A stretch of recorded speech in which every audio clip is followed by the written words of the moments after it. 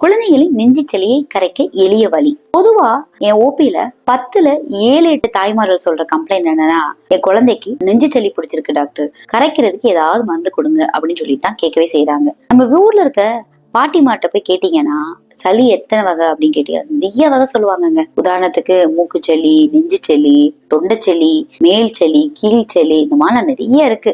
உண்மையிலே இதெல்லாம் உண்மைதானா? இந்த சளிங்கிறது என்ன மாதிரி, எத்தனை வகை, இதுக்கு என்ன பண்ணணும், இது சளியை கரைக்கிறதுக்கு உண்மையிலே மருந்து இருக்குதா, இத பத்தி எல்லாம் முழு விவரமா நம்ம பார்க்கலாம் இந்த வீடியோவை முதல்ல இருந்து கடைசி வரை ஸ்கிப் பண்ணாம பாருங்க. அப்பதான் நான் சொல்ல போற விஷயங்கள் எல்லாம் உங்களுக்கு புரிய வரும். நம்ம சேனலை சப்ஸ்கிரைப் பண்ணி வச்சுக்கோங்க. குழந்தைகள் ரிலேட்டடான யூஸ்ஃபுல்லான இன்ஃபர்மேஷன் வேணும்னா.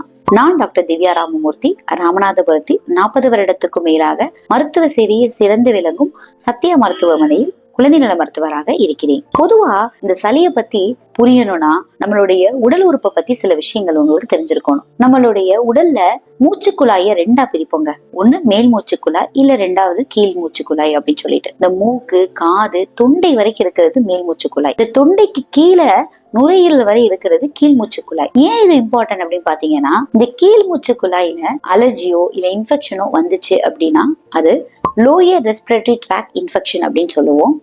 அது நிமோனியா, இதெல்லாம் நீங்க கேள்விப்பட்டிருப்பீங்க. அதுதான் உண்மையான நெஞ்சுச்சளி. இதோடைய அறிகுறிகள், இதோடைய வீரியம், இதெல்லாம் வேற மாதிரி இருக்கும். நான் இந்த வீடியோல அதை பத்தி பேச போறது இல்ல. நான் சாதாரணமா இருக்கக்கூடிய சளியை பத்தி தான் இங்க சொல்ல போறேன். இந்த மேல் மூச்சு குழாயில வர்றதுதான் சளி அப்படின்னு சொல்லக்கூடியது. சளி பிடிச்சிருக்கு அப்படின்னா குழந்தை என்னென்ன தொந்தரவு சொல்லுவாங்க? மூக்கு எடுத்துக்கிட்டீங்கன்னா ஒரு மூக்கு அடைப்புன்னு சொல்லுவாங்க, இல்ல மூக்கு ஒழுகுதுன்னு சொல்லுவாங்க, இல்ல தும்மல் அதிகமா வரும். கண் எடுத்துக்கிட்டீங்க அப்படின்னா அதுல இருந்து கண்ணு எரிச்சல் இருக்கும். சில குழந்தைகளுக்கு கண்ணுல இருந்து நீரா வடியும். காது வலி வர்றது, தொண்டை வலி வர்றது, சைனஸ், இந்த மாதிரி எல்லாம் இன்ஃபெக்ஷன் வந்தது அப்படின்னா தலைவலி எல்லாம் குழந்தைகள் சொல்லுவாங்க. இதுல ஏதாவது ஒண்ணு இருந்தா கூட அது சளி அப்படிங்கிறது தாங்க. இது எதனால வரும் அப்படின்னு பாத்தீங்க அப்படின்னா 100% வைரல் இன்ஃபெக்ஷன்னாலதான் இது வரப்போகுது. நெக்ஸ்ட் பாத்தீங்க அப்படின்னா அலர்ஜினால கூட நிறைய பேருக்கு வரும். அலர்ஜி அப்படின்னு சொல்லக்கூடியது ஒரு அவங்களுடைய பரம்பரையாவே இது ஜெனட்டிக்கலாவே குழந்தைகளுக்கு அந்த அலர்ஜி வர்றதுக்கு காசு இருக்கு. வீட்டுல ஒரு சுத்தம் இல்லை அப்படின்னா கூட சில குழந்தைகளுக்கு அலர்ஜி வர்றதுக்கு இருக்கு. இந்த வைரல்னால வரக்கூடிய சளி 3ல இருந்து 5 நாள் மேக்சிமம் போட்டா ஒரு வாரத்துக்கு இருக்குங்க. அம்மாங்க என்கிட்ட கேட்பாங்க, சளியை நாளைக்கே நிப்பாட்டுற மாதிரி ஒரு மருந்து கொடுங்க டாக்டர் அப்படின்னு சொல்லி கேட்பாங்க. நான் ஒன்னே ஒண்ணுதான் சொல்லுவேன், நான் கொடுக்குற மருந்துனால உங்களுக்கு சளி நிக்கணும் அப்படின்னா 5 நாள் ஆகும். அதுவா நிக்கணும்னா 5 days ஆகும். என்னடா இது அப்படின்னு நினைக்கிறீங்களா? 2த்துக்கும் ஒரே நாட்கள் தாங்க ஆக போகுது. நீங்க மருந்து கொடுத்தாலும் கொடுக்காட்டினாலும் இந்த ஒரு 5 நாள்ங்கிறது இருக்கத்தான் போகுது. இந்த மாதிரி வரக்கூடிய சளி விட்டு போறப்ப ஒரு காஃப் மாதிரி வரும் குழந்தைக்கு. அந்த காஃப் தான் 2ல இருந்து 3 வாரம் வரைக்குமே இருக்கும். நிறைய பேரண்ட்ஸ்க்கு அதுதான் பிரச்சனையாவும் இருக்கும். இந்த காஃப் ஏன் வருது அப்படின்னா தொண்டை கரகரப்பா இருக்கிறனாலையும், இந்த நான் சொன்ன மூக்கு வலியிற மாதிரி நீர் வடிதல் தொண்டைக்குள்ளேயுமே வடிய ஆரம்பிச்சிருச்சுன்னா குழந்தை அதை காஃப் பண்ணி காமிப்பாங்க. பொதுவா 5 வயசுக்கு கம்மியா இருக்கிற குழந்தைகளுக்கு அந்த சளியை துப்பணும் அப்படின்னு தெரியாது. தொண்டை வரைக்கும் வரும் சளி, அது உணவு குழாயில போய் மலத்துல வெளியே வந்துடும். சோ அதனால நம்ம பயந்துக்க தேவையில்லை. 5 வயசுக்கு மேல இருக்க குழந்தைதான் இருமி காஃப் பண்ண போறாங்கங்க. இப்ப நான் சொன்னது எல்லாமே ஒரு சளி, அது இன்ஃபெக்ஷனால வரக்கூடிய சளியை பத்தி சொல்லியிருக்கேன். இதே மாதிரி நெஞ்சு சளி எப்படி வீட்டுல வச்சே கண்டுபிடிக்கணும் அப்படின்னு சொல்லி உங்களுக்கு ஒரு வீடியோ வேணும் அப்படின்னா கமெண்ட்ல எஸ் அப்படின்னு தெரியப்படுத்துங்க. நான் உங்களுடைய கமெண்ட்ஸை பாக்குறேன். உங்க குழந்தைகள் ரிலேட்டடான டயட்டோ இல்ல ஹெல்த் இஷ்யூஸ்க்கோ ஆன்லைன் கன்சல்டேஷன் வேணும் அப்படின்னா டிஸ்பிளேல தெரியற நம்பரை யூஸ் பண்ணி என்னோட ஆன்லைன் கன்சல்டேஷன் நீங்க பெற்றுக்கலாம்.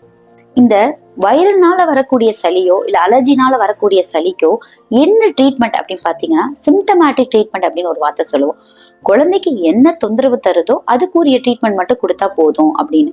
சில தாய்மார்கள் அதை புரிஞ்சுக்காம நேரா போய் மெடிக்கல் ஷாப்ல கேட்கறது, அவங்க என்ன மருந்து கொடுக்குறாங்களோ, முக்கியமா ஆன்டிபயோட்டிக் எல்லாம் கொடுத்தாங்கன்னா எவ்ரி டைம் அதையே கொடுத்துட்டு இருப்பாங்க. அந்த தவறை நீங்க செய்யக்கூடாது. என்ன பிரச்சனை இருக்குதோ அதுக்கு மட்டும் நம்ம கொடுத்தா போதும். நான் முன்னாடியே சொன்ன மாதிரி காஃப் எதுவும் இருந்தது அப்படின்னா மட்டும் அதுக்கேற்ற ட்ரீட்மெண்ட் கொடுத்தா போதும். ஏன்னா அந்த காஃபுமே குழந்தைகளுக்கு எவ்வளவு தூரம் அது அஃபெக்ட் பண்ணுது அப்படின்னு சொல்லியிருக்கு. சில குழந்தைங்க வந்து காஃப் பண்ணி வாமிட்லாம் கூட எடுத்துருவாங்க. ஸோ அந்த மாதிரி டயத்துல நம்ம ஒரு சப்போர்ட்டிவ் ட்ரீட்மெண்ட்டா வந்து காஃப் சிரப் கொடுத்து தான் ஆகணும். ஒரு சில அம்மாங்க என்ன நினைக்கிறாங்க அப்படின்னா வந்து சளி பிடிச்சிருச்சு அப்படின்னாவே குழந்தைக்கு வந்து ஃப்ரூட்ஸ் கொடுத்துடக்கூடாது, பால் கொடுக்கக்கூடாது, நிறைய ரெஸ்ட்ரிக்ஷன் சொல்லுவாங்கங்க. ஒன்னொன்னும் ஒரு வாரம் வரைக்குமே கொடுக்காம கூட வச்சிருப்பாங்கங்க. அந்த மாதிரி எந்த தப்பு நீங்க பண்ணாதீங்க. குழந்தைக்கு அந்த மாதிரி வைரல் இன்ஃபெக்ஷன்லாம் வர்றப்ப வாய் மழுமழுன்னு இருக்கும். அவங்க என்ன விரும்புறாங்களோ நீங்க ஃபர்ஸ்ட் அதை கொடுங்க. அவங்க இதுதான் சாப்பிடுவாங்க அப்படின்னா அதையே நீங்க கொடுத்துட்டு இருங்க. ஒன்றும் பிரச்சனை இல்லை. அவங்களுக்கு பிடிச்ச மாதிரி உணவை மட்டும் நீங்க கொடுங்க. முக்கியமா நீர்ச்சத்தை வந்து நீங்க வந்து நல்லா கொடுக்கணும். அதிகமா தண்ணி நீங்க கொடுக்க ட்ரை பண்ணணும். குழந்தையுடைய நான் சொன்ன சளியில வந்து பாத்தீங்கன்னா நீர்ச்சத்து கொஞ்சம் போயிரும். அப்படிங்கிறப்ப ரொம்ப ட்ரையா தொண்டெல்லாம் இருக்கும். ஸோ குழந்தைக்கு நல்ல சூடு பண்ணி ஆற வச்ச தண்ணியை வந்து அடிக்கடி கொடுத்துட்டே இருங்க. கொஞ்சம் பெரிய பிள்ளையா இருக்காங்க அப்படின்னா கொஞ்சம் ஹாட் வாட்டரே கூட கொஞ்சம் குடிக்க கொடுங்க. அவங்களுக்கு அது வந்து கொஞ்சம் சாஃப்டா சூதனிங்கா இருக்கும். ஸோ அவங்க ரிலாக்ஸா ஃபீல் பண்ணுவாங்க. ரெண்டாவது நான் சொன்ன மாதிரி ஒரு காஃப் சிரப்லாம் நம்ம கொடுக்குறோம் அப்படின்னா வந்து ஒரு சப்போர்ட்டிவ் ட்ரீட்மெண்ட் மட்டும்தான். வீட்லயே நீங்க என்ன பண்ணலாம் அப்படின்னா வந்து குழந்தைக்கு வந்து ஒரு ஹனி கொடுக்கறது. 2 வயசுக்கு மேல இருக்க குழந்தைகளுக்கு நீங்க வந்து தேன் கொடுக்கலாம். அதுக்கும் கம்மியான குழந்தைகளுக்கு தேன் கொடுக்கவே கூடாது. ஒரு ஹனி எல்லாம் ஒரு 5 ml நீங்க கொடுக்குறீங்க அப்படின்னா தூங்க போறதுக்கு முன்னாடி கொடுத்தீங்க அப்படின்னா கொஞ்சம் காஃப் வந்து கொஞ்சம் கம்மியாகும். பனங்கள் கண்டு இந்த மாதிரி கூட நீங்க கொடுத்துக்கலாம். அதை வந்து கொஞ்சம் பெரிய பிள்ளைக்கு நீங்க கொடுத்தீங்கன்னா அவங்க வாயில வச்சு சுவைப்பாங்க. அதோடைய உமிழ் போக போக அவங்க கொஞ்சம் ரிலாக்ஸா ஃபீல் பண்ணுவாங்க. இயற்கையாவே சளியை கரைக்கிறக்கூடிய கெப்பாசிட்டி சில உணவுகளுக்கு இருக்கதான் செய்யும். உதாரணத்துக்கு இஞ்சி, பூண்டு, துளசி, புதினா இது எல்லாத்துலயுமே அந்த குணங்கள் இருக்கதாங்க செய்யுது. ஸோ இது எப்படி சொல்லுவாங்க அப்படின்னா அந்த சளி வந்து ரொம்ப திக்கா இருக்கும். இது வந்து கொஞ்சம் சாஃப்ட் பண்ணி விடும். இந்த மாதிரி எல்லாம் உணவு கொடுக்குறப்ப கொஞ்சம் வந்து மியூக்கஸ் வந்து கொஞ்சம் சாஃப்ட் ஆகும். அதனால ஈஸியா குழந்தை வந்து அதை வந்து ஒண்ணு துப்பி எடுத்துருவாங்க, இல்லைன்னா மலத்துல வந்து கலைஞ்சிரும்.